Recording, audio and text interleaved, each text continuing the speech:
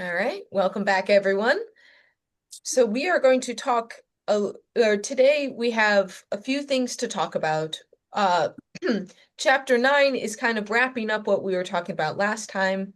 We have the Queen of Sheba and the discussion of Solomon's wealth, but I want to spend a large chunk of time talking about the Song of Songs, or the Song of Solomon, depending on who's titling the book. So my hope is spend about 50% of the time talking about our section from First Kings, and then the second half of the time talking about Song of Songs. Sound good? Hmm. All right, let's go ahead and jump in. So last time we talked about the temple that Solomon built. He actually built the temple, he built his palace, and all the dynamics that went into that. And today we have God appearing again to Solomon. So this, in some ways, we like beforehand we saw kind of the physical manifestation of God, but now this is the vocal manifestation. So this is after all of it's done. God kind of gives God's blessing over this endeavor. And once again, we get a litany of kind of the terms and conditions. So, what are some of the details that you popped out for you all about the terms and conditions God is setting out about God being in the temple? Well, one thing he said is Solomon's family would rule forever as long as they did what he told them to. And if they didn't, they were going to be done. Right. So that's not a forever promise. That's a conditional Additional promise. promise. Yes, yes. Well, he definitely made it clear they didn't want any other gods involved. Mm-hmm. Yeah. I did this. I'm your God. No, nobody else.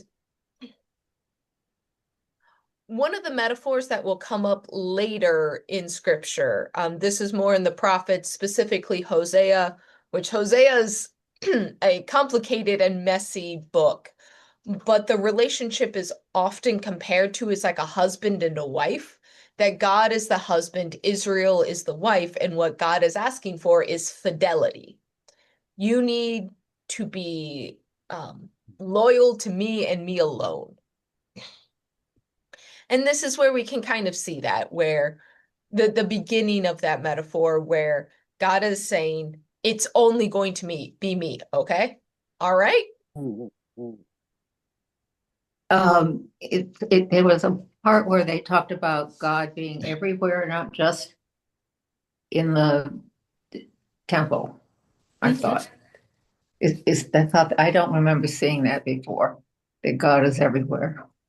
So this, we talked a little bit about this last time, that the idea of how God is in the world is starting to evolve. So let's look at verse 3 here. I guess we were supposed to reread 8 because weren't we? Because that was on the list or not. Was it? Oh, I if it thought was that. that, I made a mistake. So you had it twice, and I did reread it, and that's Solomon's sermon or something. He's saying Yeah. again what you said, Hmm. just me and all of that. So Yeah. So at the end of verse 3 in chapter 9, you will see it says, I have consecrated this house that you have built. I've put my name there forever. My ears and my heart will be there for all time. And then later on in the terms and conditions, the threat, this is now verse 8. Oh, hold on. Nope, verse 7. I will cut off the house of Israel that I have given them, the house I have consecrated with my name, I will cast out of my sight. So, what kind of image of God is, yeah, Gretchen? Well, I just think it's interesting that he goes back to talk about how good David was. Uh, yeah, You know? yeah, the legacy of David here is really interesting, that we start to see kind of the glowing review of King David. Mhm. Why is it politically advantageous for Solomon to make his father look good? Well, he's got to keep the North and the South amalgamated. So some certain segments were more for David than others, I think. Mm-hmm. Well, David was also loved. He was. He was loved, but also there was tension in his reign. He wasn't necessarily universally loved, but he was generally a popular guy. Mhm. So,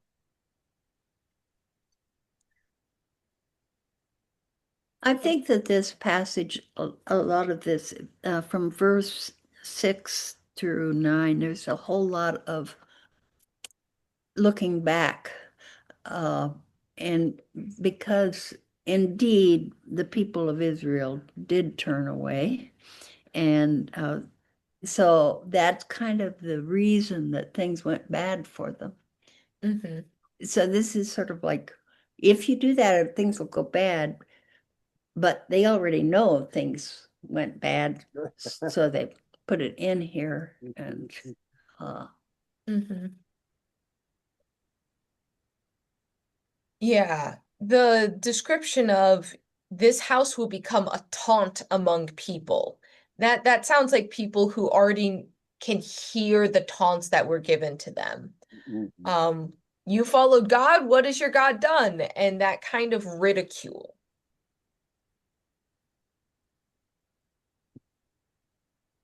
The other thing that is struck me about the consequences section today is thinking about how the Christian community treated the Jewish community after kind of Christianity had gained dominance.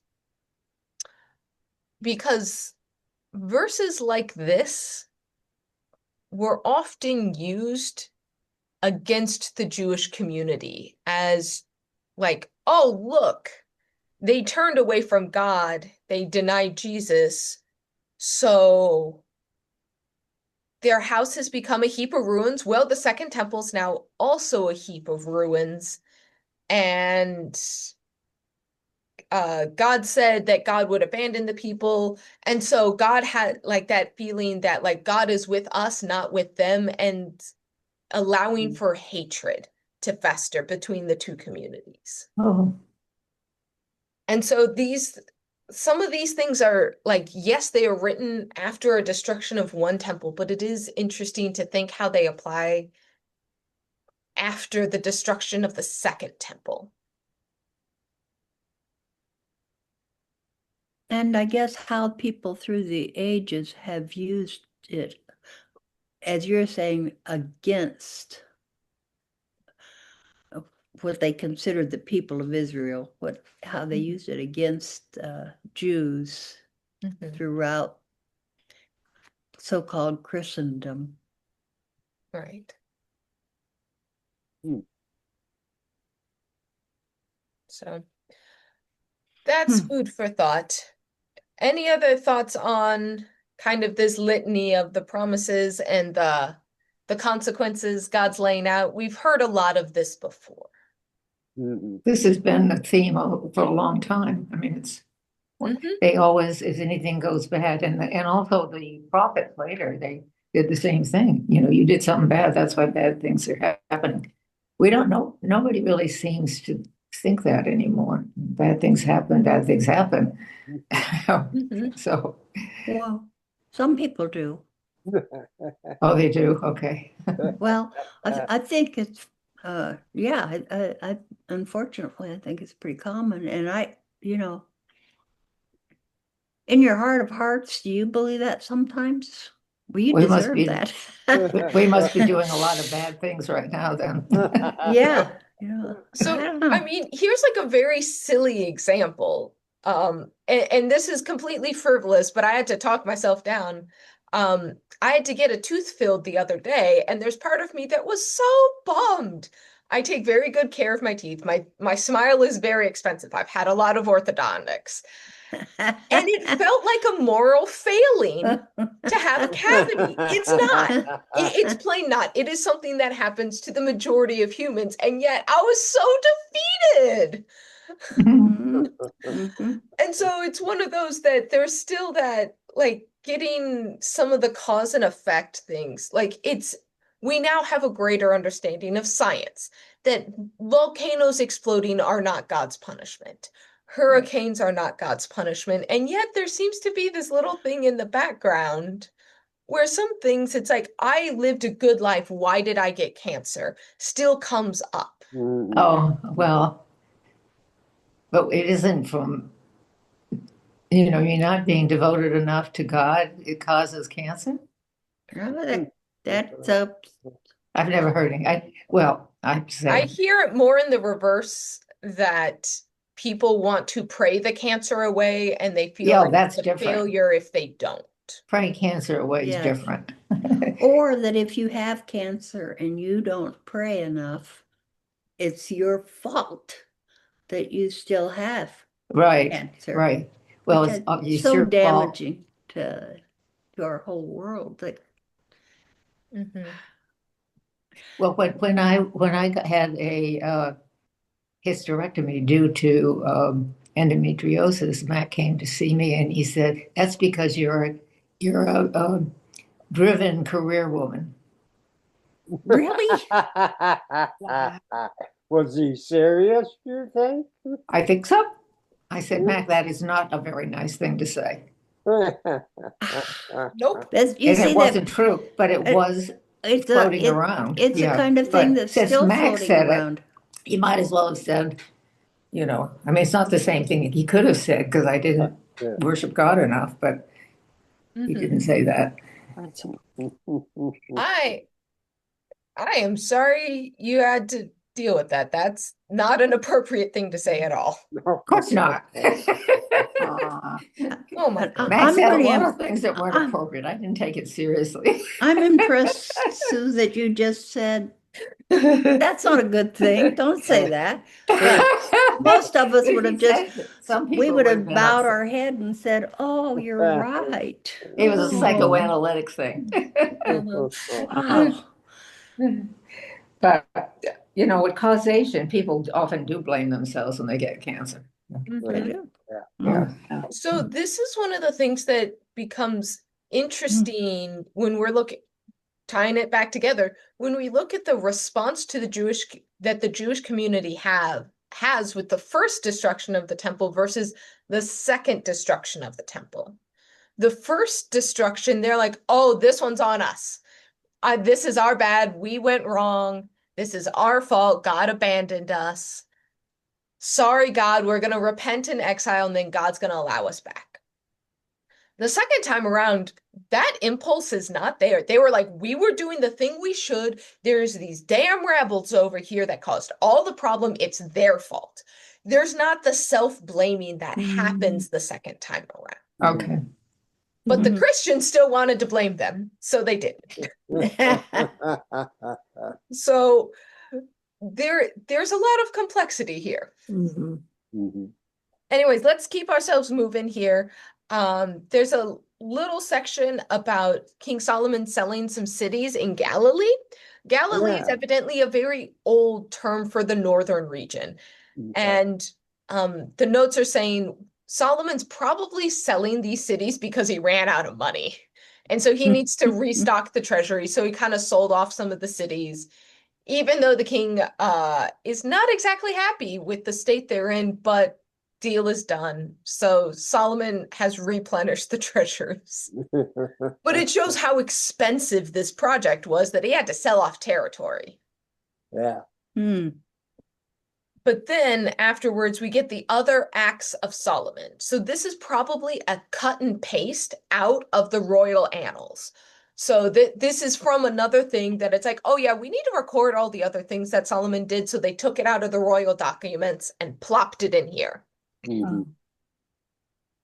So any other interesting details that you notice about Solomon's reign taken from the royal court documents?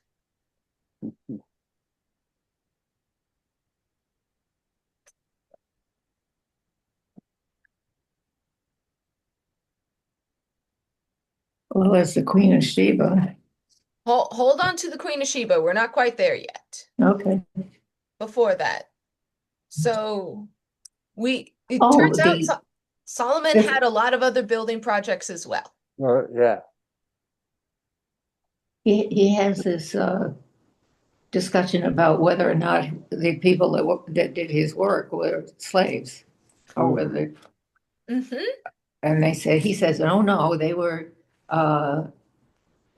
they were not slaves. They were soldiers. They were his officials, his commanders, his captains, and yeah, except probably didn't pay them. But it's I'm not. I couldn't figure out just why.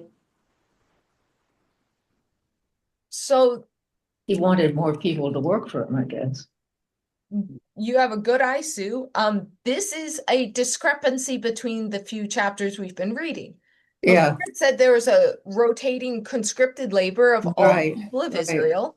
And here we're kind of having a change of story, which probably means someone's hands are in the pot trying to make things look better, is my guess. Okay. But what we see, the other building projects they have is they're building walls around cities. He is fortifying the cities, protecting his people.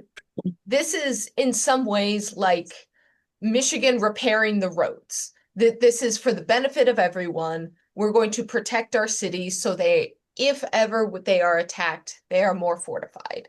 And so we have a list of cities. One of them evidently was a gift from his father-in-law, the Pharaoh, who took over a city, killed all the inhabitants, and then gave it to Solomon or to his daughter as a wedding present. There you go. Happy birthday. But the conscripted labor here is splitting up two people groups.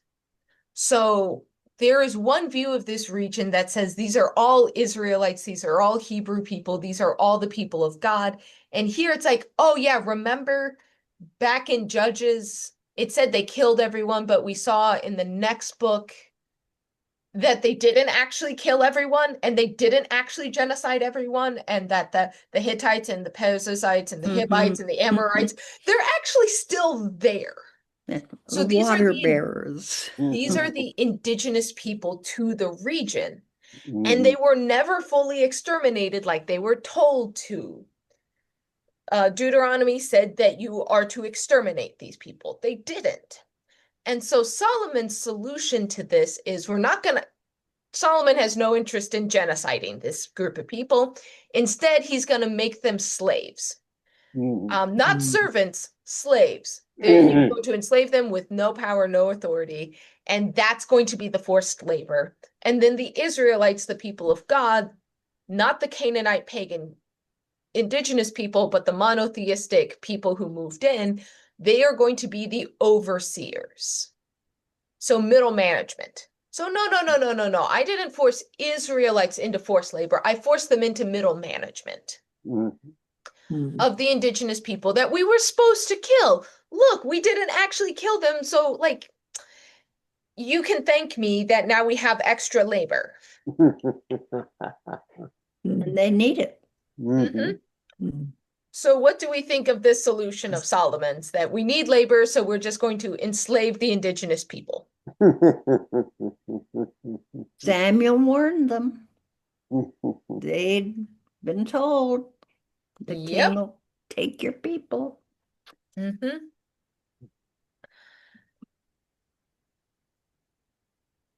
And so lastly, about his commercial activity, Solomon also decides to build a fleet of ships. Now, this is interesting because the Israelite people, they're a bunch of sheep herders. Then they got into farming. They're not a maritime people. So what does this say about Solomon's ambition that now he's building ships?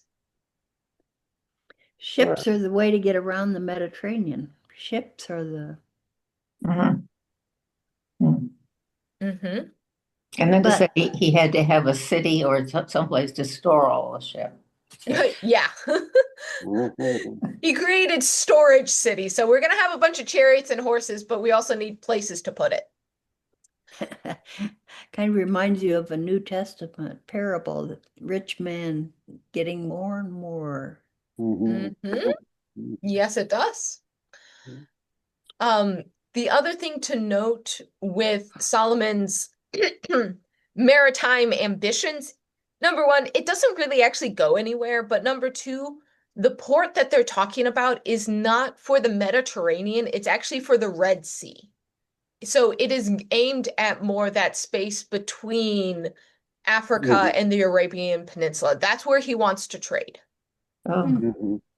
So they're used to trading over land. They are this strip of land is where the caravans go back and forth between Africa, the Arabian Peninsula, Western Asia, and Europe. All of that gets funneled through Israel.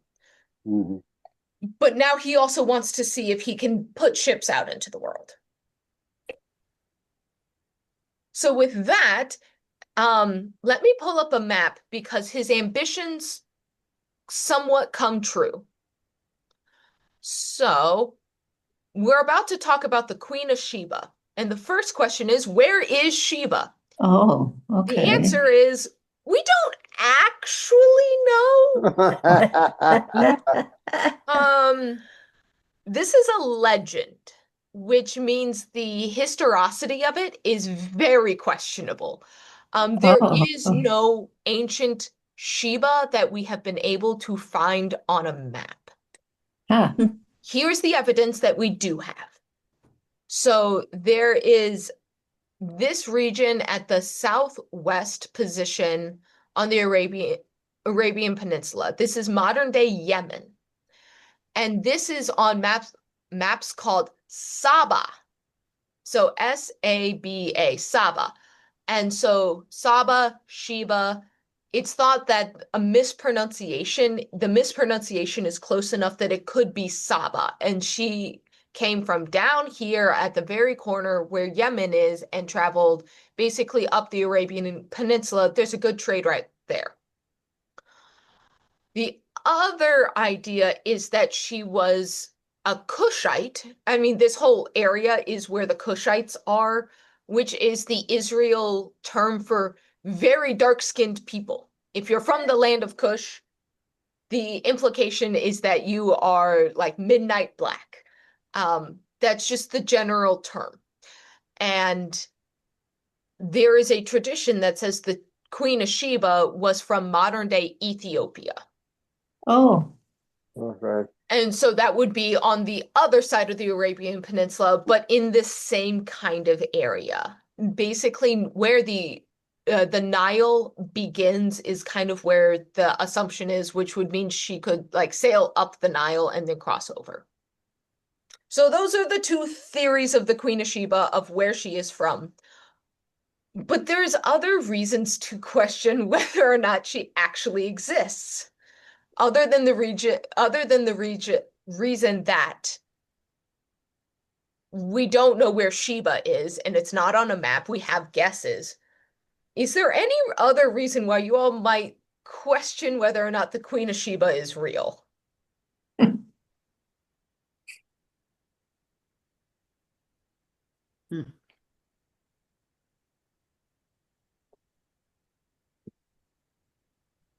Well, I was a little I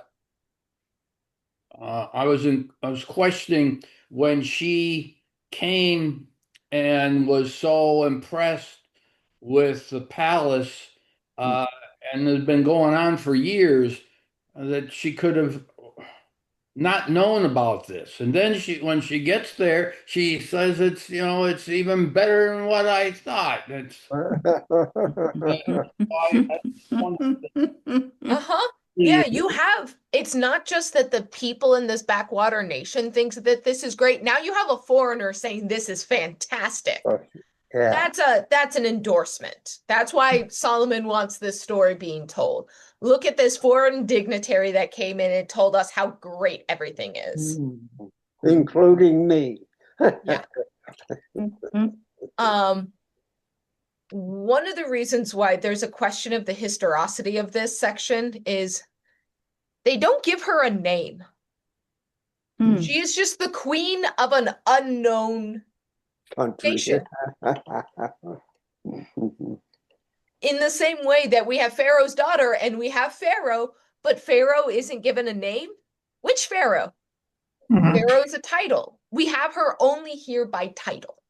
And so there's kind of a question of what's going on here. Is this legend? Is this like a royal emissary who then got like through the transmission became a queen? We also don't have many matriarchal societies in this part of the world. That just really doesn't happen. This is a very patriarchal culture, even in the Arabian Peninsula. So that there's a lot of questions around this. Anyways, but she shows up. She hears about Solomon. She shows up with riches upon riches, which is very common when you meet a royal, you give them gifts. And she is going to test him. And the thought is that this isn't just asking, oh, Solomon, tell me something interesting. She is bringing probably riddles and asking him to solve riddles to like prove how smart he is.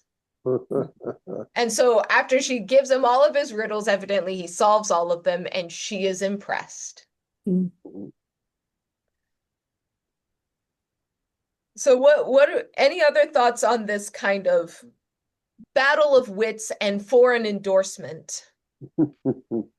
Well, it's a great image. I mean, you have to say, if you're going to have a foreign dignitary come, this kind of tops it off, really. Yep. Don't we sometimes say, who do you think you are, the Queen of Sheba? Sheba, yeah. Certainly that appellation is well known. Yeah. Amongst people, you're as wealthy as the Queen of Sheba. I never knew what it meant. Yeah. It wasn't a positive thing, I don't think. Oh, in scripture, she's glowing. Like she's but great. When accuse you of being Queen of Sheba, it's not positive. So here is one more thing for the Queen of Sheba, because she is involved in conspiracy theories.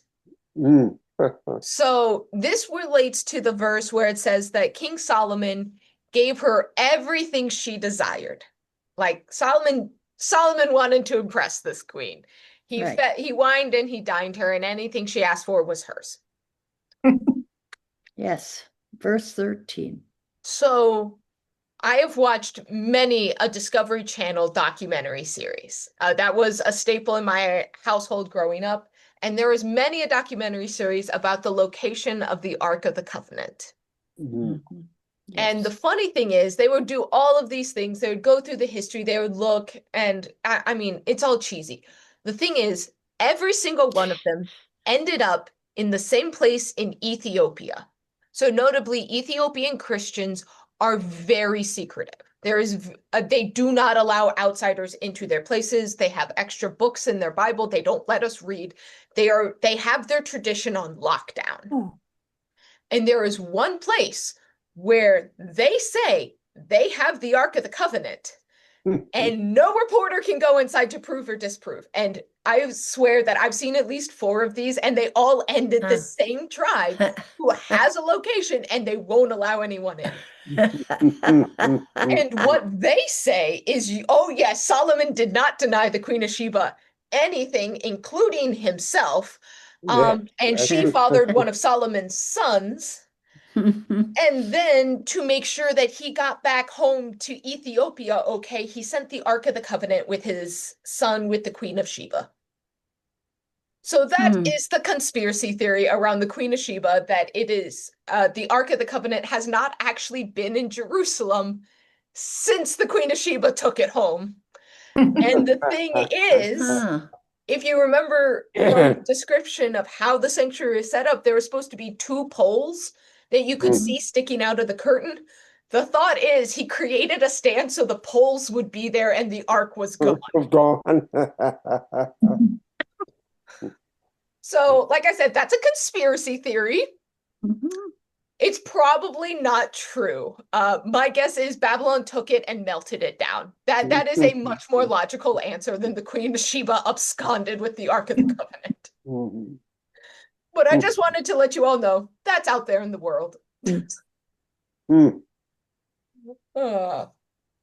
any rate, we have a few more stories of Solomon and especially the wealth that he had.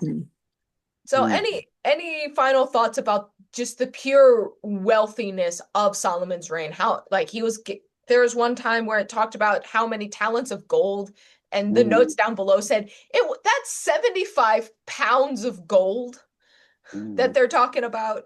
But he had horses, he had chariots, he had cities built up to store his stuff. It hasn't used to be they talk about Megiddo as one of the chariot cities, and it seems like more recently they've kind of abandoned that idea that. Oh, Megiddo? Yeah, that thing that it looks like a tub, the stone tub that's at Megiddo or something like that. Interesting. It would actually make sense for Megiddo to be where the chariots were. That actually makes a lot of sense. So, we're familiar with the term Armageddon, right? Yes. Yeah. Armageddon is is a mispronunciation of the Hebrew Har Megiddo with an H, Har meaning mountain, Megiddo being the location, Har Megiddo, which is where the last battle it described in Revelation is supposed to take place. And this is like yes, it's tagged to a mountain, but in front of the mountain there's a very big plain. Why does the final battle take place at Har Megiddo? Because that's the battle site. That's where the go-to battlefield is, because there's a big open field where you can hit each other with sticks. And so it actually makes a lot of sense to store the chariots next to Har Megiddo, where you would be fighting your battles anyways. Like that was just where battles took place. So Armageddon is kind of a weird misnomer that like the final battle is going to take place on the battlefield. That's what that means. So, all right. Any final comments about Solomon, his wealth, kind of his prestige, his once again gaining fame on the international stage? This is the end of the glowing review of Solomon. He did a really good job at doing some things, but next week we're going to see Solomon's flaws and how they're going to get the best of him. So this is the good part, and it's going to contrast next week. Okay. But before we get there, let's talk about Song of Songs or Song of Solomon. I use those terms interchangeably. So I know maybe not everyone read it in full. Even if you read part of it, tell me what your impression of this book is. What did you all think? I couldn't make any sense out of it. Yeah. I sort of wondered what a book like this was doing in the Bible. Well, yes. That too. What's this got to do but I couldn't make any sense of it. Didn't seem to flow, or it was odd. I guess gave up. I thought, I'm not going to read this. It reinforces that the king or whomever the rulers can have all the concubines they want. I thought it was interesting because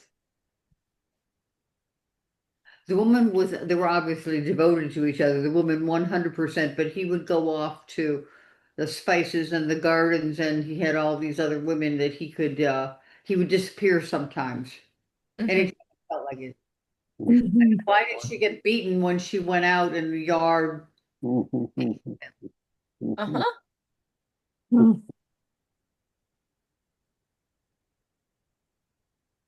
So, first question, why is this in the Bible? And that's a very valid question that a lot of people have asked. Because okay, first of all, when answering this question, the first thing we do is we ask, what's the genre of the book? We've been reading a lot of history. We've read kind of the myths and the legends. We know there's like the prophecy. What is the genre that you would call this? Poetry. What type of poetry? Love poetry. Sounds like the sonnets of Shakespeare. What? Sonnets. I'm going to push you all a little bit more. This isn't just love poetry. Yeah. This is straight up erotica. Okay. All of the, just like Shakespeare, we think of Shakespeare being beautiful and having so many beautiful sonnets. Shakespeare's baudy as all can be. Both, There's yeah. so Yeah. many innuendos, and that's the same here. A lot of what's being talked about is not tasting the fruit of the garden is not about going to an orchard. And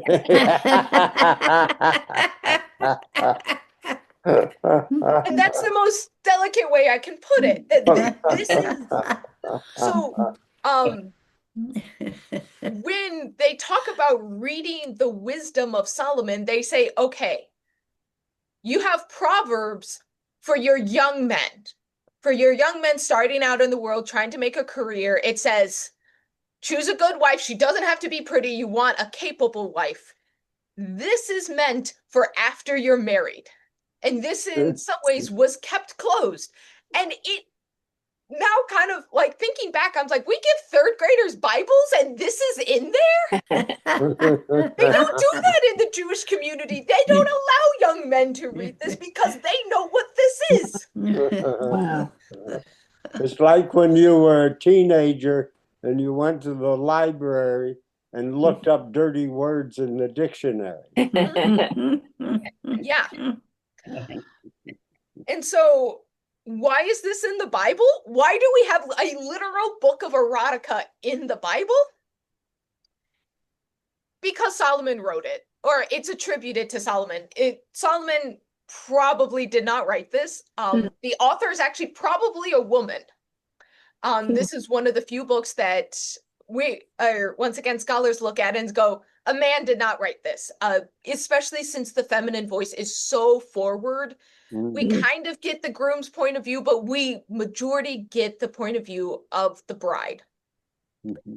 Now, granted, it is tagged as the bride, but one of the interesting features about this is there is no actual indication of weddings, of marriage, of things being sanctioned. This is actually, by some, seen as a premarital erotica book, which puts a lot of things into questions about our assumption about sexuality as presented in the Bible, because these are kind of considered two unmarried people engaging in this talk and this love. But again and again, one of the refrains is, do not stir up or awaken love too early. Well, that's right. Which, good advice for young people. Don't awaken it too early, like, because look at what happens when you fall in love. So a lot of Bibles will break this up by headers, and they will like kind of give you a heading of who is talking. But there's a back and forth quality where there is some parts spoken by the woman, some parts spoken by the man. And Sue, I hear you. Yes, it's confusing. There's in the text, it sometimes is a little bit questionable about who is talking. Yeah, yeah. That happens, yes. Even with the headers, it can get confusing. Yeah, Gretchen. But this really makes a lot more sense than the kinds of ways that people try to obscure the fact that it is erotica. I mean, that really gets confusing when they start talking about, well, this is like a relation of the church and Jesus and God. It makes no sense. I mean, you have to really stretch it to get that this is not erotica. I mean, that's what a lot of people say. It's not erotica.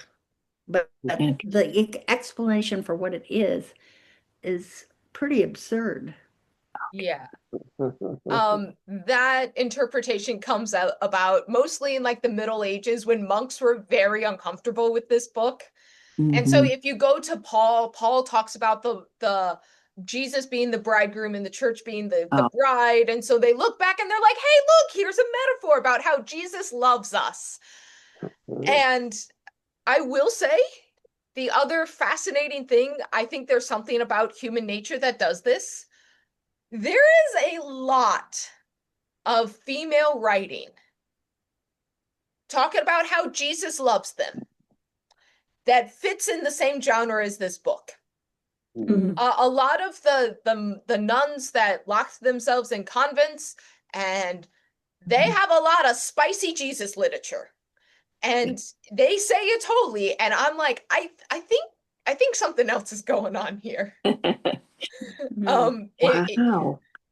Their medieval nuns were just wild. If you read some of their writings and things, like I had to do a research project. Sorry, this is a slight tangent, but one of the nuns that had locked herself in, she was eating only communion bread to live on, and she had claimed that Mother Mary gave her a wedding ring that was bejeweled. She saw this in a vision, and it was the wedding ring was Jesus's foreskin. And I'm like, what in the world are you hallucinating? She was not the only woman to envision that too, which is just bonkers. Anyways, so holy erotica is a staple genre. And there's some hymns even today. I have a friend who refuses to sing a hymn because she's like, this is just Jesus erotica in a hymn. And so, what are you gonna do? So it's largely in here because it is attributed to Solomon. Like I said, probably not actually written by him, but it does mention him a few times. So let's actually go through and read some of the selections from it that are like prominent features. So in the first chapter, we have the woman talking to her friends. And in verse 5, she makes a statement that has been brought up many times since then. I am black and beautiful. Yeah. So the other person that this is tagged to is the Queen of Sheba, who is from the dark region of Africa. So this is the other thing that goes into the conspiracy theory about Solomon and the Queen of Sheba, is this is thought to be the Queen of Sheba and Solomon's love story. But she says that she's dark because she worked in the fields and is dark. Like her brothers didn't like her because she didn't look high class because she had to work in the sun.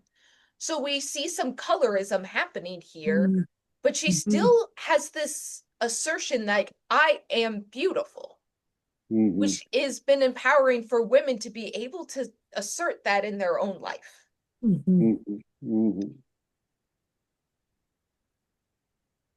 Then we have also a bunch of pastoral imagery. I think some of this is interesting because these are not the kind of metaphors we would use. But what are some of the images that pop out to you all, that the like lines that stick in your head?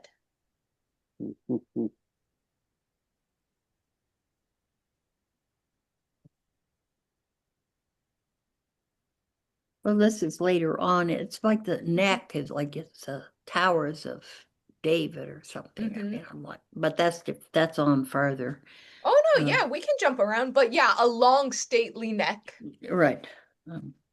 Or your hair is like a fleece, or is it your teeth? Your teeth are like a sheep, and not one of them lost, which means that most people didn't have all their teeth. And your hair. Your eyes are doves. Yes. I didn't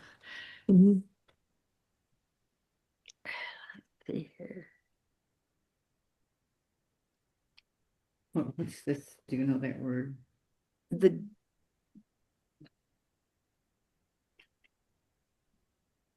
I don't know.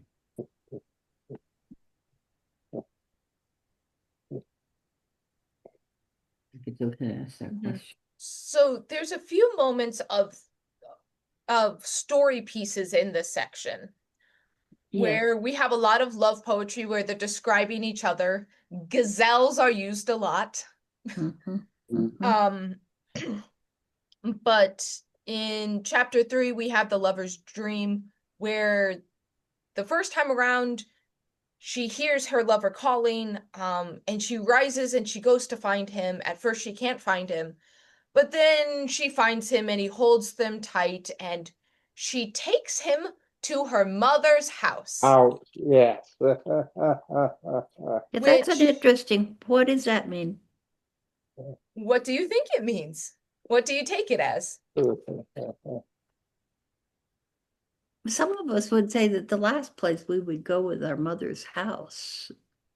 Yeah, With but the not if lover. you're going to sneak in the bedroom. Well, that's true. This But- society was a multi-generational household, so it's either your house or my house. Yeah, so mother's house. Okay. So here's the thing, though.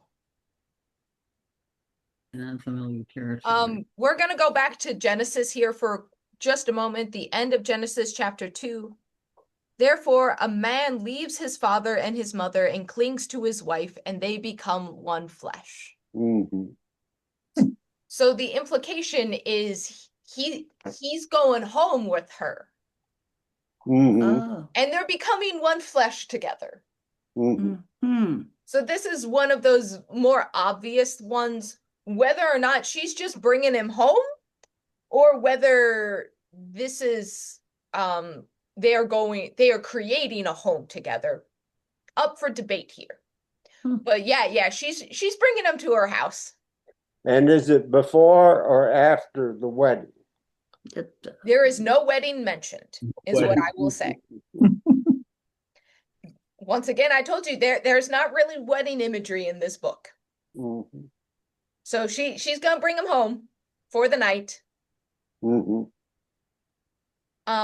thing is, well, this also is very nature oriented, very, you kind of, it's an Eden almost, isn't it? Oh, great, yeah. Flowers, birds, garden, so. Some of it, though, doesn't sound too erotic, like sustain me with raisins.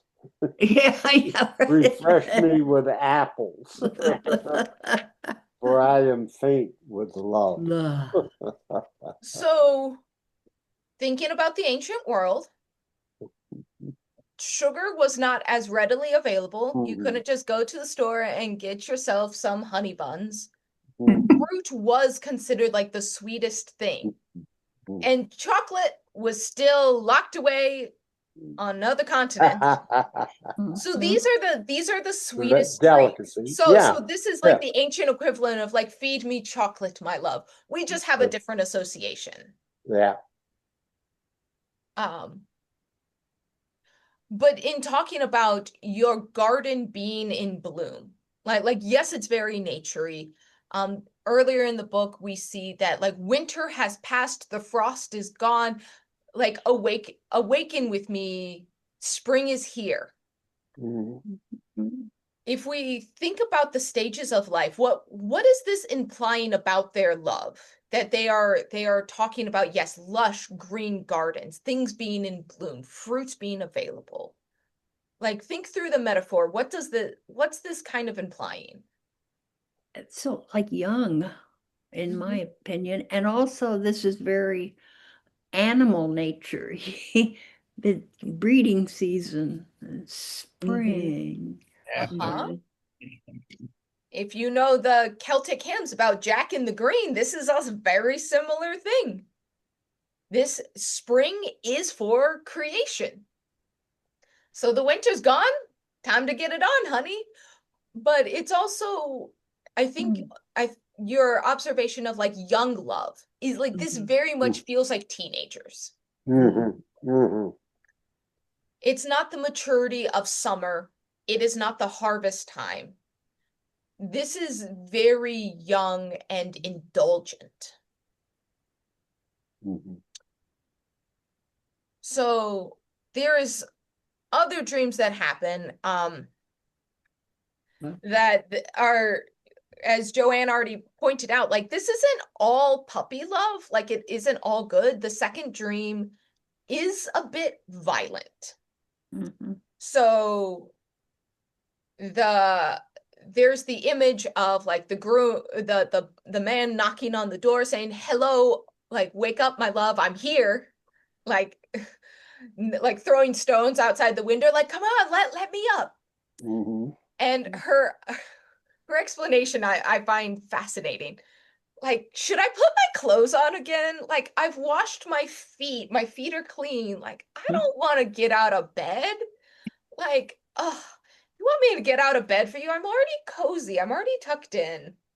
But she decides that, okay. But in verse 4, it says, "My beloved thrust his hand into the opening. My inmost being yearned for him." And so the image is of the guy putting a hand into the locking mechanism, but this is once again considered to be a metaphor. That's a kind of violent. The It sentinel is. beat me wounded. But it also talks about the complexity of human nature of like sometimes you like there's like desire, but there's tiredness, but there's like all like it's not straightforward. Like humans are weirdly complex and sometimes things only make sense to us afterwards, and so she evidently shrugs him off but then decides she wants things and he's not there. And so she goes to the city street to find her love, which this is implied to be the middle of the night. Women are not supposed to be outside the house in the middle of the night. And so the implication is she is a lady of the night, which is probably why but it's also one of those that like sometimes love feels like that. Once again, this is somewhere in between metaphor and experience. Sometimes when we search for love, it's not reciprocated in the ways that we want, and it feels like our heart just got beat up. Which once again sounds like a teenager. Which is why again it's like daughters of Jerusalem, don't seek love before the time is ready. Because look, it's not all fun and games. Like there is pain involved with love. There is heartbreak.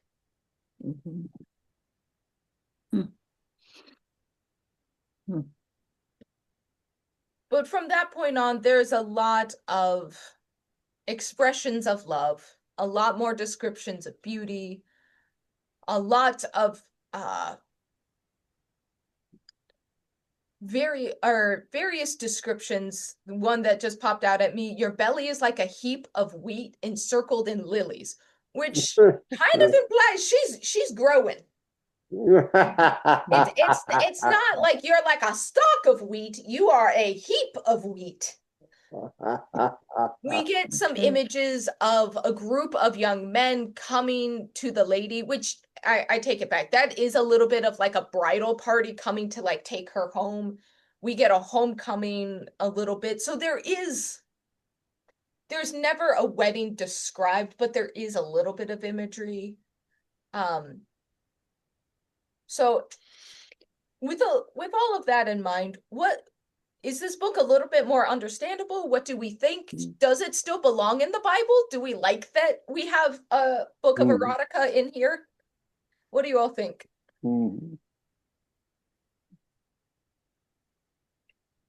Well, there's a lot of controversial stuff in the Bible. This is just understand this better than all the bloody stuff of killing everybody.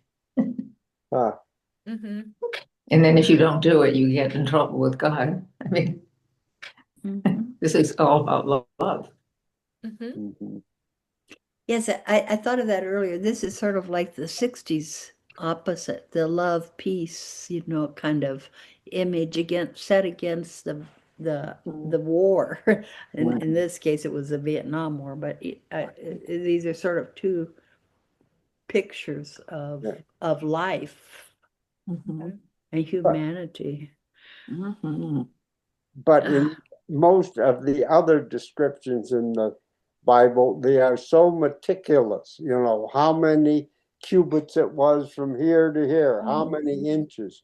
And here, when you start talking about love and sex, well, you don't really talk about it. You just sort of Yeah. talk around it in the hope that a little of Solomon's wisdom will seep into your head and you'll behave properly. Well, I think I don't know if it's in the next chapter in Kings, but Solomon, it says about Solomon loving a lot of wives. Yeah, he loved many foreign women along with the daughter of Pharaoh, and then he Yeah, Solomon was a ladies' man. He loved women. right, just like his father, only worse. He was greedy. So there is actually one thing that is notably missing from Song of Solomon. God. Exactly. Never once does it mention God. This is a very human book. Oh, Yeah, yeah.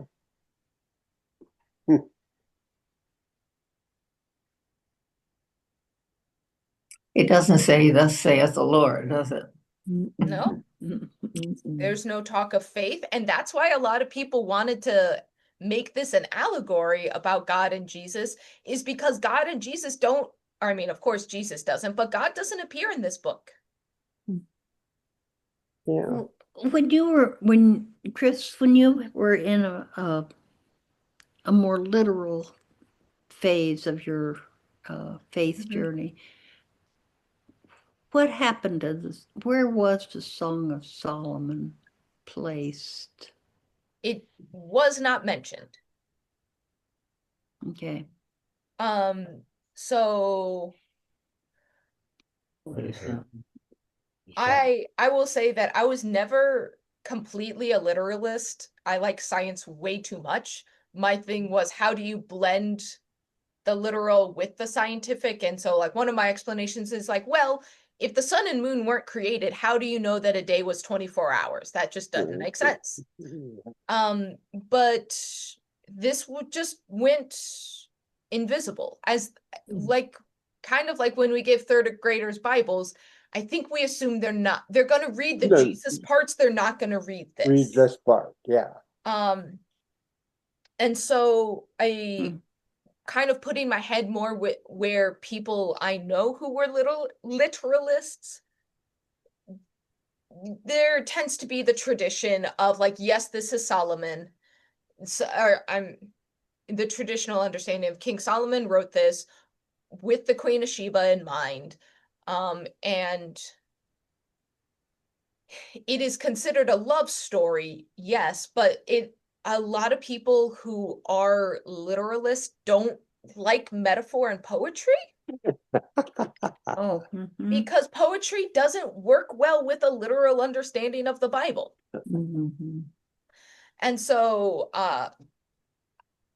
yeah, I'm this gets messy and complicated, or it's seen as God's passionate love for us. Like I did hear some of that when I was more in college, but I remember by that time I was in religious studies classes, and I remember my professor reading this, and I had one of the classes I took was about women in the Bible, specifically and feminist interpretations, and that's where a lot of this of the information I'm sharing with you is my undergrad.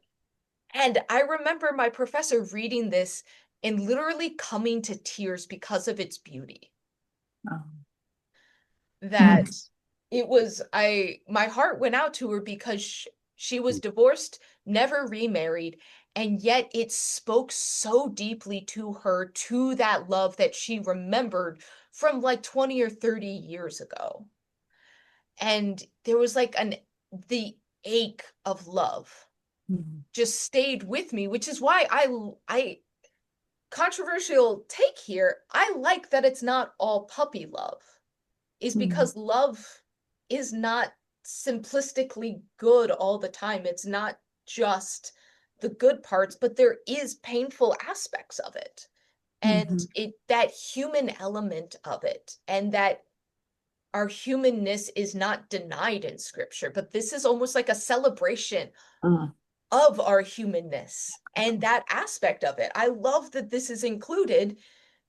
If we're going to have war and genocide, we might as well have the beauty of love here too.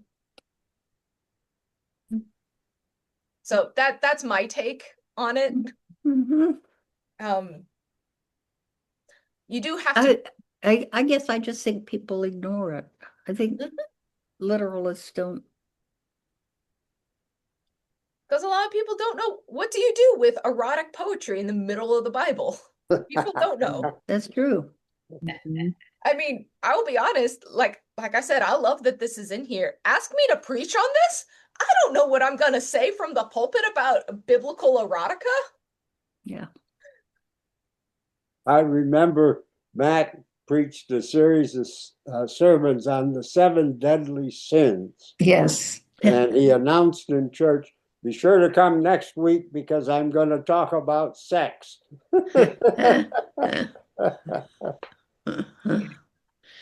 That said, I do think this book can be healing for people who grew up in cultures where sex is dirty, sex is shameful, sex is to be behind closed doors, because this is not any of that. This is celebration. This is, I'm running through the city streets in my nightgown, looking for my lover.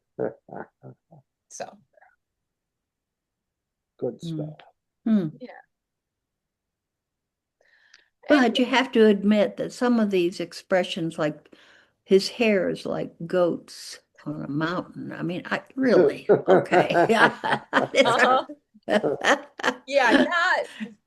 all the metaphors still work. All right. Well, any final thoughts for today? All right. Well, let us close in prayer then. Loving God, we give you thanks today, not just for your tender care of us, not for your guidance in the world, but we give you thanks for how we were made, because you made us to be passionate, to be enthusiastic. You gave us drive to do great things, but also to love. And so especially today, we give you thanks for that love that we feel in our lives, love that we should not be ashamed of. We give you thanks for the ways that the people who love us support us in our journeys, even when sometimes it's painful. And so God, guide us in our lives. Help us to show affection to each other and celebrate the love of others. We pray all these things in Jesus' name. Amen. Amen. All right. Thank you. Have a good day, everyone. Thanks, Chris.